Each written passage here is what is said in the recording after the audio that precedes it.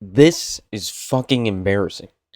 This is embarrassing. The Miami Heat have now lost 5 games in a row since Bam has dropped 83 points in a game, breaking Kobe's record, making all the headlines, making all the buzz, controversial or not, good news or bad news. The Miami Heat have been 1-5 and only beaten up on the sorry ass Milwaukee Bucks.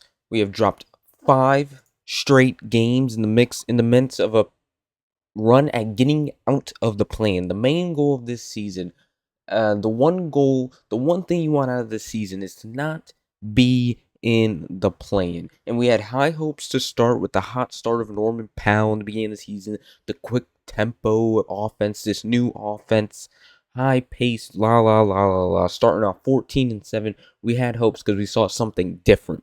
But then down the stretch, in December, in November, now we're in March, and we're seeing the same shit we've seen at the end of last season carry over into this season. The same shit we saw 2 seasons before this one. Good old Miami Heat playing basketball, being hot and being cold, and now we find ourselves in one of those cold stretches where we can't hold a lead or we get smoked. And that's what it's been. Tonight, the San Antonio Spurs came into town. Victor Wembanyama. Everybody wants to see Victor 7'5", unfair, ruining basketball, whatever. 136 to 111, and they did. In the Miami Heat topped it off with with a little bit of fixing up around the edges, because this should have been a 50-point blowout. Letting up 136 to the Spurs and getting smoked and showing no competitive spirit whatsoever besides Myron Gardner and Pella Larson, the two second round or late pick dogs, undrafted and late pick dogs that we have on the team. And then before that, we had the Rockets game, losing to Ahmed Thompson because our team doesn't box out, doesn't do the little things correctly. When you need a win like that after losing 3 in a row, you think your team does everything correctly. You go over boxing out, don't letting these guys get the putback, especially Ahmed Thompson, who's a pest on the offensive rebounds. But we didn't do that against the Rockets either. And that was an important one. You know why? Because we lost 3 before that one. Then we get 60 dropped on us by Luka Doncic. Our own fans, our own arena is filled with MVP chants. Then we get, before that, the Hornets. The good old Hornets who we beat up on, who we always beat, 136 to 106. And then the Magic game, where we let the Magic score 121 points. Letting this Magic team score 121 points should be a criminal offense. Alright? The Miami Heat, who are prided on culture, defense, and all that, they got Bam Adebayo, who Spo was just saying should be in contention for Defensive Player of the Year last week. This team that he's so-called the captain of, the team that the announcers Eric Reed keeps shoving down our throats. He's the captain. He is the captain. And he's not a bad one. But they keep telling me he's the captain. Our defensive prided captain. His team getting 136 put on him. 123 by the Rockets. 134 and 60 by the Lakers. 136 by the Hornets. 120s by the Magic. This team has completely fell apart. And as it's starting to get healthy, it just starts to fall apart more. Because now we're on a 5-game losing streak. With Norman Powell back. With now this game with Andrew Wiggins back. With Tyler Hero been healthy now. It's completely falling apart. It seems like we got 11 men to play with that we can play. And start with the starting lineup. Davion, Pella, Tyler, Bam, Norman, Khalil Ware, not Myron, I was about to say Myron Gardner, throw him out there. Simon Fontecchio, throw him out there. Jaime Jaquez, throw him out there. Casper Jakachonis, throw him out there. Drew Smith, we play him. Everybody on this team can go out there and play besides Vlad Golden and Keshad Johnson and Young. Those are only 3 players that aren't going to play. We have 11 deep. We're 11 deep with people to play with. And the more people we add onto the bus, the more people we add onto the train, the more people that hop aboard, the more the train falls apart. This team might as well stay unhealthy and roll out a 7-man rotation because the deeper we get, the more healthy we get. It doesn't matter. We get worse. This team still has not found a way to play together with Norman Powell and Tyler Hero. They can't play together. Our 2 main scorers can't play together. And even when they are separately on the court, we still can't win. It doesn't matter. It doesn't matter. Throughout these games, you have moments where the Heat go on run against the Rockets on Saturday. And we have the lead, but then we blow a 10-point lead. Against the Lakers, we have a 42-point first quarter. Then we blow it and let Luka go off for 60. We contain Luka in the first, and we blow it. We contain LeBron, then we blow it. He has, a triple-double? against the Hornets. We were in that game a little bit. It was without Bam. I believe that was the game without Bam, but Keshad Johnson gave us a spark. Can't match his energy. Can't match that dog fight. The team gives up. They start scoring in spurts. The Magic, we have the worst first half ever, and then towards the end, we run out of time. That's not the way to play. You play each quarter, each 12-minute quarter, you play hard. You don't go in there sleepwalking in the first half, because then you're gonna run out of time in the second half. And that's what that team did against the Magic. And guess what? All these games, now we find ourselves having to face the Spurs on a 4-game losing streak, and this is what happens. This is what happens. We get absolutely fucking boat raced. The Spurs are playing like a team with culture. They're like a team the Heat want to be. The team that the Heat say themselves they are. Hard-working culture. Playing like a team. The Heat are supposed to beat teams with their chemistry, with their, with their hard work. No. The Spurs just straight up look like a well-oiled machine, fluent. No issues. No check engine light. The Heat got every single light on the dashboard popping up right now. The Spurs looking great. Drive and kick, setting up plays for Wembanyama. Wembanyama looked like defensive player of the year, blocking shit, reverse layups, go his hands reaching around the rim at the same time. It's mind-blowing. I turned the game off in the third quarter. Then I turned on Monday Night Raw, and Joel Mazzulla was on the TV. So I turned that off too, and I just sat there watching the TV, dark black screen. But that's besides the point. This team is fucking awful. This team is awful. Awful. And here's Bam about their play, basically. I don't want to be in playing. So, some of that is, yeah, he's got to protect me from myself, but also, like, I don't want to be in fucking playing. So, every game I'm going to try to go out there and do the best I can to, carry this team and force our way out of that. And look, he's saying what everybody wants to be saying. We don't want to be in the fucking play, and it's blunt. He's been saying this for weeks now.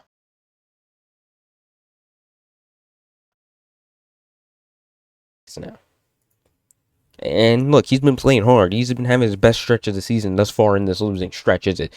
Even though we're losing, he's having his best stretch. Last game he had 32 points, 21 rebounds. Then he had 28 points, 10 rebounds. The game before that against Orlando, 20 points. He had 18 points tonight. His threes aren't hitting like they shouldn't, but the whole team's threes aren't hitting like they were in the beginning of the season, or like they should. We shot 31% from the three tonight. We've been terrible. Jaquez is airballing threes left and right. That's nothing new, but whatever. Yeah, we don't want to be in the play, and we know this. And look, he's been playing good. The captain, he's a great captain. He's a defensive anchor. His offense has been coming alive through this stretch. And honestly, I don't want to put it on him, but also he's the captain. And you're not just responsible for your stats and what you do, even though that is what you can control physically, but also the team is also a reflection of your leadership. And this team is falling apart. Now, it does seem like they're together. I mean, they're not blaming each other. No one's pointing fingers. We have a good SPO and Bam as the two leaders of this team. This whole team's not going to completely fall apart. But playing-wise, it has. And you're talking about, in a different soundbite, he was talking about the team playing with competitive spirit. Like Myron Gardner came into the game and played with, that dog mentality the Heat want to play with, that they want their players to play with, the undrafted dog mentality they want their players to play with, that Pelle Larsson and Myron Gardner you see when they are on the court, they play with. Well, if you want your teammates, Mr. Captain, to play like that, you got to find a way to make them play like that as the leader, as the captain of this team. You got to be more vocal or something. I don't know how it is behind the scenes, but that's just my opinion on this.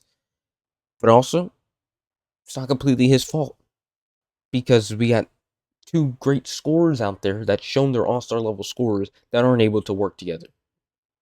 That aren't. And they're both defensive liabilities. Norman Powell has been terrible on defense recently. Earlier in the season, he wasn't as bad. We were saying, he's a better defender than Tyler Hero. But now I don't think that's the case. He looks slow and just old on defense. And those two are fighting for extensions. Guess what? They're not making themselves look too good with extensions as of right now. This is awful. This has just been awful. It's awful. And it also comes down to SPO with the lineups. Like, I know Ware's been having a terrible stretch. He looked lost against the Rockets, got benched. Played only, 3 minutes? How many minutes he played today? I don't even know. I didn't see him on the court too much when I was watching the game through the first half and the middle of the third quarter. But also, wouldn't you think combatant Victor Wembanyama having our two best and two tallest guys out there in Bam Adebayo, defensive player of the year in his eyes, and Kel'el Ware, 7 foot with the wingspan of the earth. I don't care how bad he's been playing. He's played one beyond before, but didn't look that bad. Wouldn't that help? Playing the guys, helping these guys out on defense when you got to guard an alien, a 7'5" fucking alien. Wouldn't Kel'el Ware help somewhat with his size? Like, that's also the case, man. Where's Fontecchio? Fontecchio's been subbing in for Norman Powell. He was in the starting lineup, last game, and he was absolutely balling. He had like 20 points last game. Where's he at? He hasn't been playing bad this stretch. I'm not even the biggest fan. I think he's just a tree stump that could shoot. But he hasn't been playing bad this stretch. Where was he at? He had 6 minutes this game, the least of anyone that played. Why don't we try Kasper Siakam in the starting lineup with this group? We need some shooting. Davion Mitchell, okay, he's not been bad from 3. But still, try something different. Put the guys out there. Maybe work with Bam. Put a different lineup out there, man. You want to show a lineup that fight? I can show you a lineup that fight. You know what I would do next game? I would start Bam. I would start Myron Gardner, Pelle Larson, maybe Davion Mitchell, and Kishad Johnson. And tell them, go out there, show what you can do, and go dive for every rebound. Go dive for all this. Put your body on the line, do all that, and set a tone for how this team should play. And just show toughness and grit and hang in that game. And then that will send a message to the rest of the team on how you should play for the rest of the season with 10 games left, trying to get yourself out of play. And now you sit two and a half games behind the 6th spot where you ideally want to be. The Hawks are in the 6th spot. They're hot right now.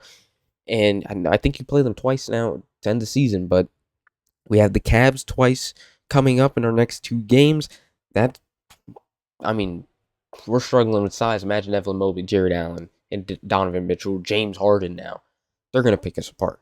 We got 2 games at Cleveland. Then we got Indiana, Philly. They're all right. Then got Boston, Washington, Toronto, Washington, Atlanta. So we got Toronto twice and then Atlanta. Let me make sure I got those standings right because now I'm getting confused with the logos of Toronto and Atlanta. But I think Atlanta is that 6th spot. Yep, Atlanta's the 6th spot.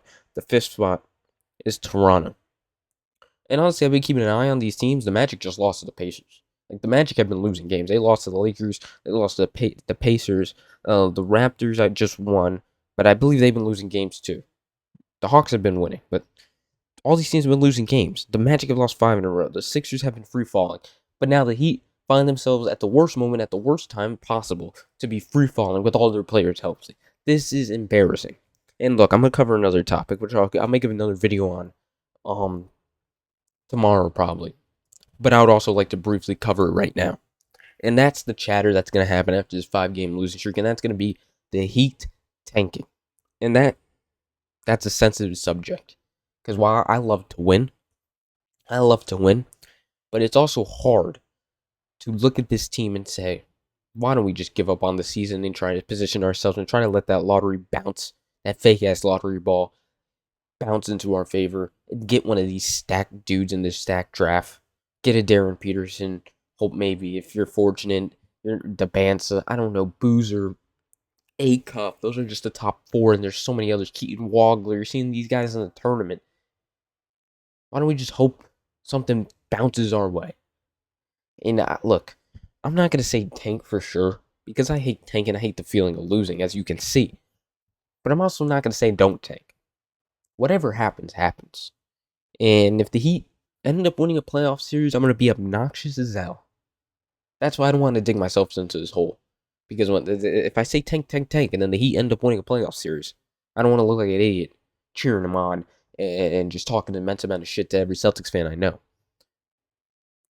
But also, the Heat look terrible right now. And it's hard not to say tank.